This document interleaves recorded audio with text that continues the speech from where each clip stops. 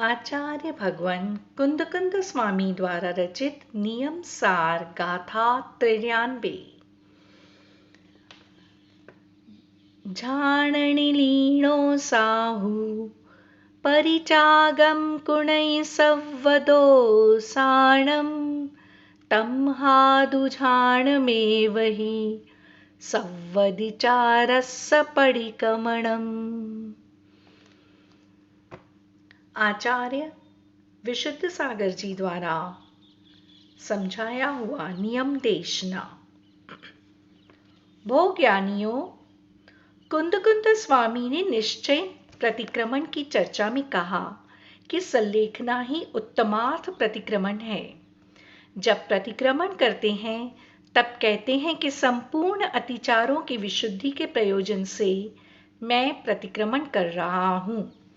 संपूर्ण अतिचारों का विशोधन तो उत्तमार्थ प्रतिक्रमण में ही संभव है।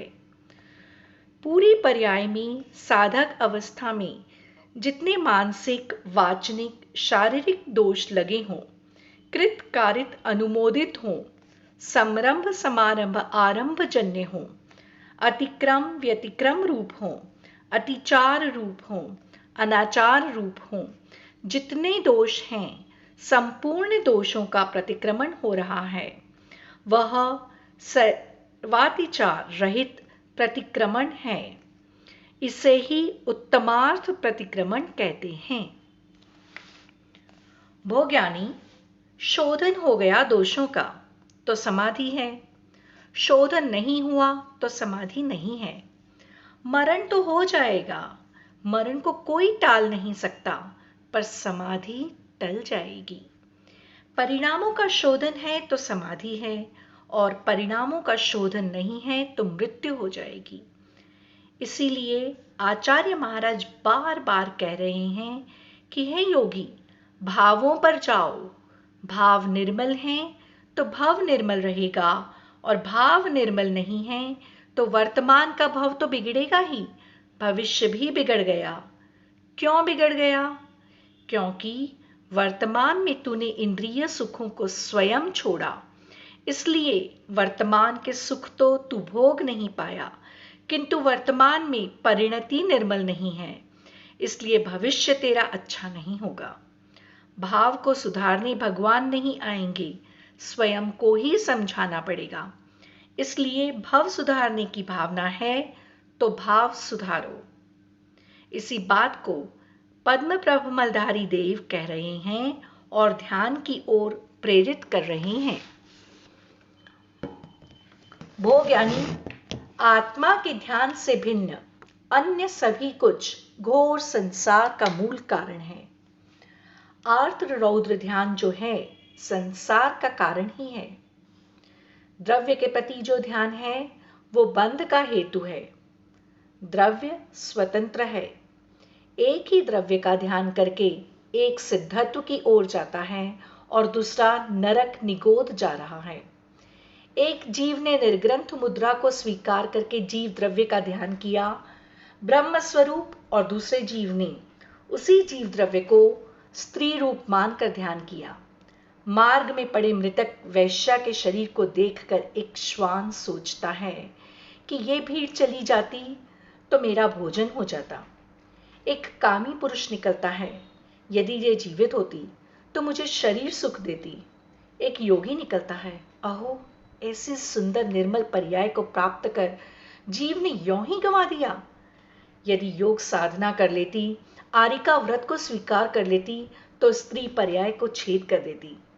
ज्ञानी, द्रव्य कितने थे? एक।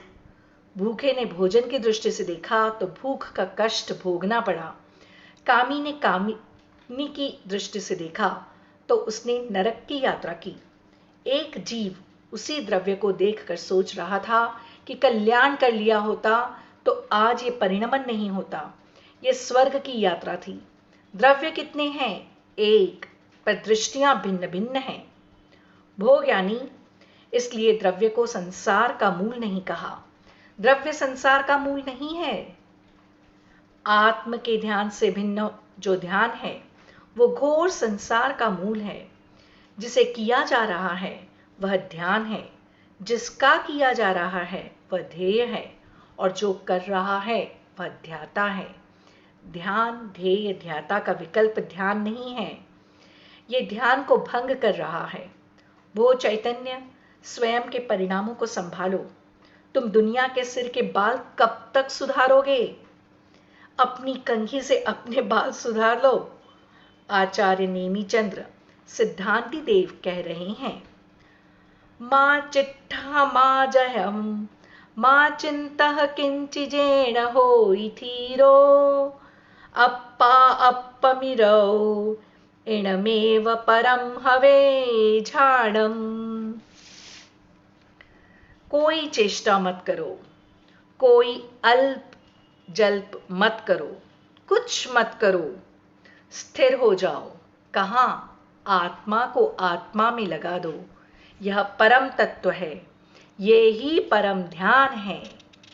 जब तक इष्ट अनिष्ट पदार्थों पर दृष्टि है तब तक सविकल्प धर्म ध्यान नहीं बनता। निर्विकल्प तो छोड़ो, ये अच्छे हैं ये बुरे हैं, तो आपकी दृष्टि तो अच्छे बुरे में लगी हुई है, ये बाहर की दृष्टि है। भोज्ञानी, जब भी शिक्षा दो तो राग नहीं करना। वात्सल्य हो सकता है परंतु राग मत करना। उपकारी के उपकार को मानना वात्सल्य भाव है, क्योंकि उपकारी भूत है परंतु राग नहीं। योगी बनकर उपकार भाव को ही लेकर बैठा है तो जिस उद्देश्य से बना था उसकी सिद्धि नहीं होगी। जिस वाहन से आप जिनालय आए हो उससे आपका उपकार हुआ कि नहीं? हुआ है। तो वो चैतन्य, आपने उसको बाहर क्यों छोड़ दिया? अंदर लाना चाहिए था या फिर उसी में बैठे रहना चाहिए था? जब तक लक्ष्य की प्राप्ति नहीं है तब तक उपकार उपकारी भाव है। लक्ष्य प्राप्त हो जाने पर उपकार उपकारी भाव समाप्त हो जाता है। यह निश्चय नय है। व्यवहार नय से उपकार उपकारी भाव भूल मत जाना, लेकिन लक्ष्य यही होगा। उपकारी के उपकार का ही स्मरण करते रहोगे तो निज का उपकरण कब बनाओगे? निज का उपकरण बना के फिर उपकार करोगे तो भोज्ञानी नियम से उपकार हो जाएगा। इसलिए तत्वसार में पंच परमेष्ठी को भी परमगत तत्व कहा है और निज आत्मा को स्वगत तत्व कहा है। जब तक स्वगत तत्व की प्राप्ति नहीं है तब तक परगत तत्व को भूल मत जाना। जिस दिन स्वगत तत्व की प्राप्ति होगी तब तत्व का विकल्प स्वयं ही नहीं रहेगा। आचार्य भगवान कुंद स्वामी गाथा संख्या 93 में ध्यान की प्रधानता से प्रतिक्रमण का कथन कर रहे हैं। जिस समय योगी ध्यान में लीन होता है उस समय कोई दोष ही नहीं होते। जब दोष ही नहीं है तब प्रतिक्रमण स्वयं हो जाते हैं। शेष तपस्या में समिति आदि का परिचालन चल रहा है, उसमें गमनागमन हो रहा है, पर ध्यान में बैठे हैं वहां कोई हिंसा आदि का दोष होना संभव नहीं दिख रहा है। जो निर्विकल्प बैठे हैं। भोज्ञानी लोक में शब्द को ही ब्रह्म कह डाला, जबकि वो जड़ है, पुद्गल की पर्याय है। शब्द तो जड़ है और ब्रह्म चैतन्य है। तेरा ब्रह्म वैसा है जैसा सिद्धशिला पर विराजमान सिद्ध परमेश्वर है। अंतर इतना है कि वह कार्य रूप है और तेरा ब्रह्म कारण रूप है। सिद्धशिला पर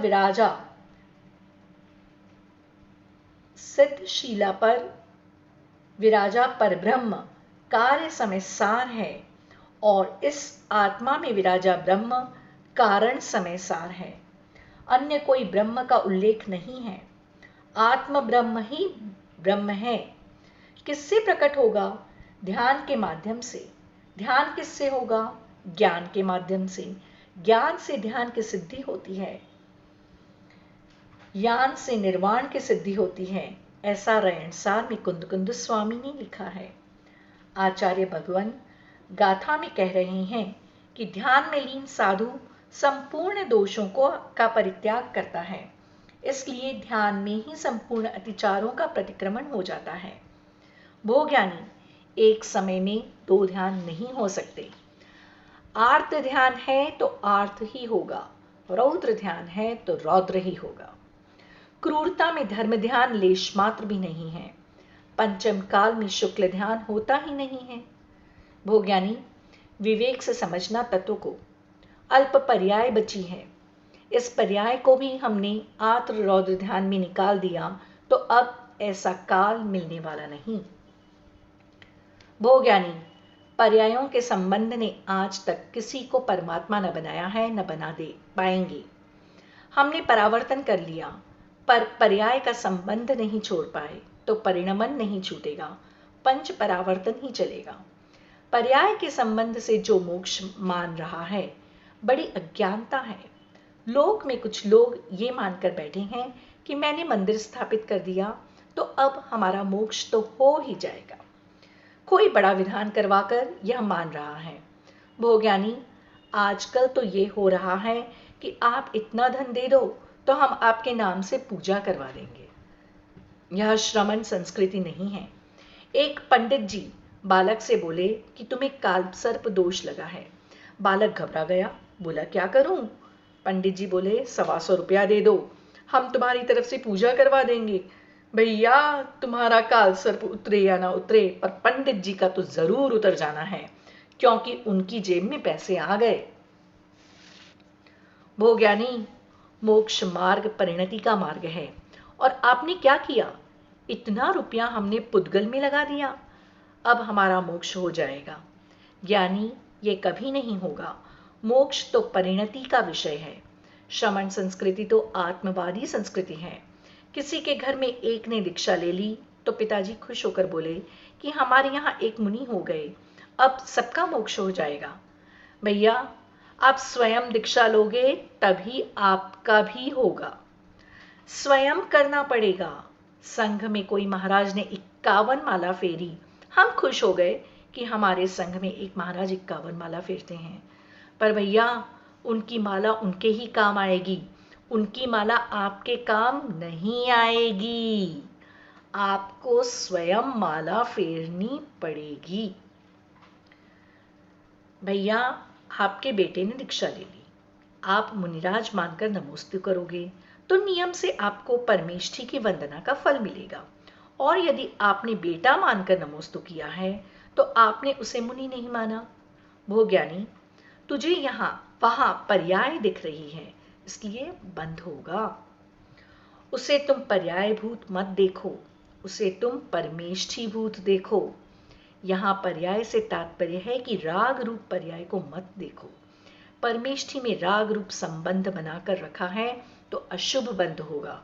परमेष्ठी की पर्याय में अनुराग रखा है तो शुभ बंध होगा, निर्जरा भी होगी।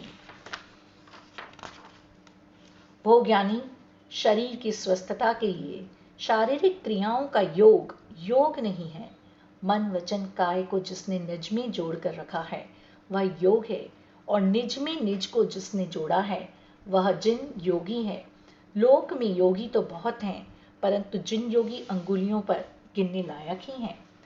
भोज्ञानी, जो निश्चय से शुक्ल ध्यान में विराजते हैं, सत्य असत्य संपूर्ण रूप से भिन्न अंतर्मुख होकर के प्रशस्त अथवा अप्रशस्त संपूर्ण मोह राग द्वेष को त्याग करते हैं, उनके ही स्वात्मा स्थित निश्चय धर्म ध्यान और शुक्ल ध्यान दोनों ही कर्म के संपूर्ण अतिचारों का निराकरण करने के लिए प्रतिक्रमण है, वही निश्चय प्रतिक्रमण है। बोलिए भगवान महावीर स्वामी की जय। बोलिए आचार्य भगवान कुंद कुंद स्वामी की जय। बोलिए आचार्य विशुद्ध सागर जी महाराज की जय।